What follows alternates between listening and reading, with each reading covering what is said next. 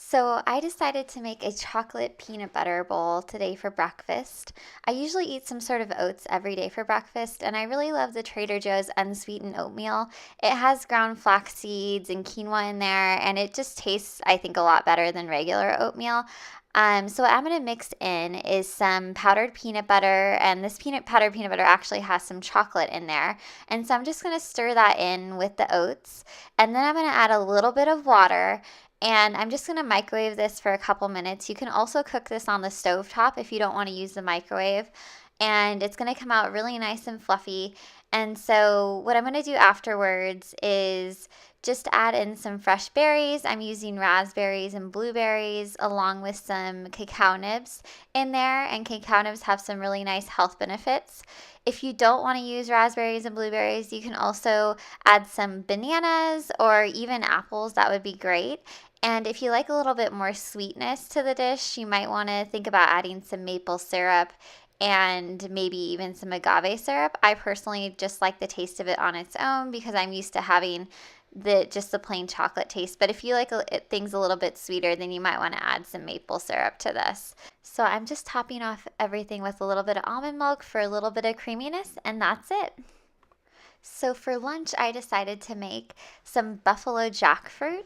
And this is a really yummy and filling dish. It's also pretty simple, and there's not a whole lot of ingredients. So I tend to make this a lot for lunch, and sometimes I even prep a lot ahead.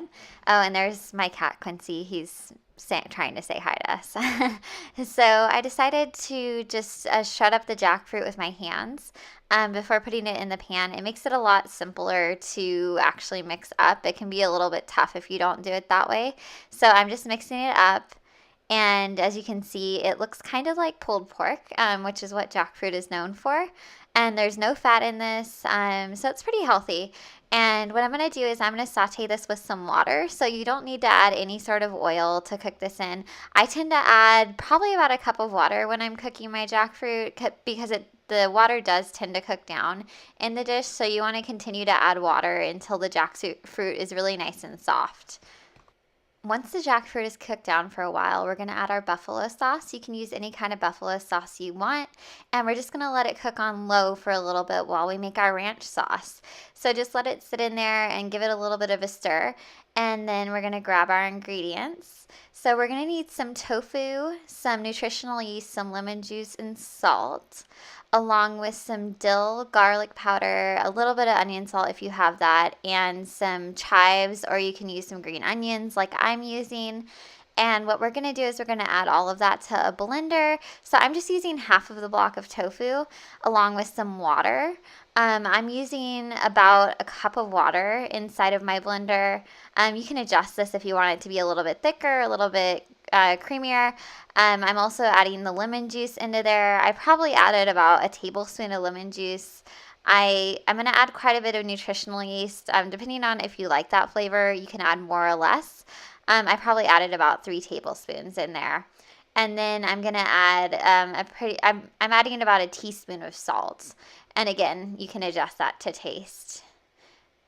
So what I'm going to do is I'm going to add some dill, some onion salt here.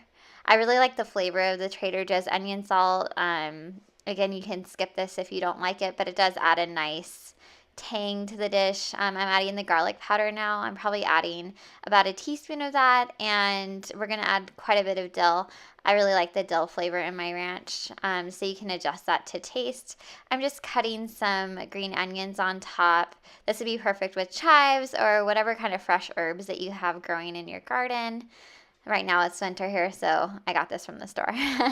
But you can use whatever you want and adjust it to your taste. So now that I have that cut up, I'm just going to add the top on there, and we're going to blend it. It's going to blend up pretty quickly.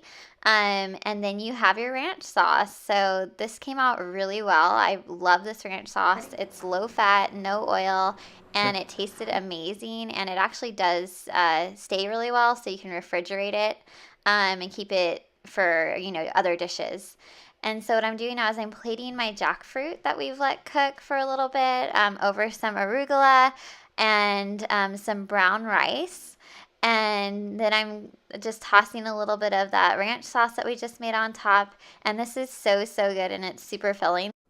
So for dinner, I decided to make a sweet potato with Mexican style toppings on top, and we're gonna actually reuse our ranch sauce in this dish as well.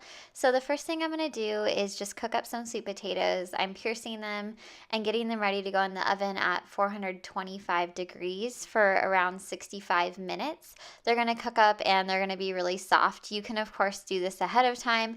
I usually cook about 4 or 5 sweet potatoes at a time and then save them in my fridge for other meals. So what you're gonna need is you're gonna need some quinoa, some taco seasoning, black beans, that ranch sauce, tomatoes, onions, and some lettuce.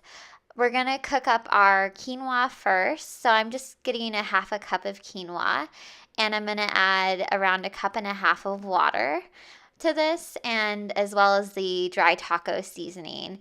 And we're just going to stir that up and let that come to a boil, and then lower the temperature on that.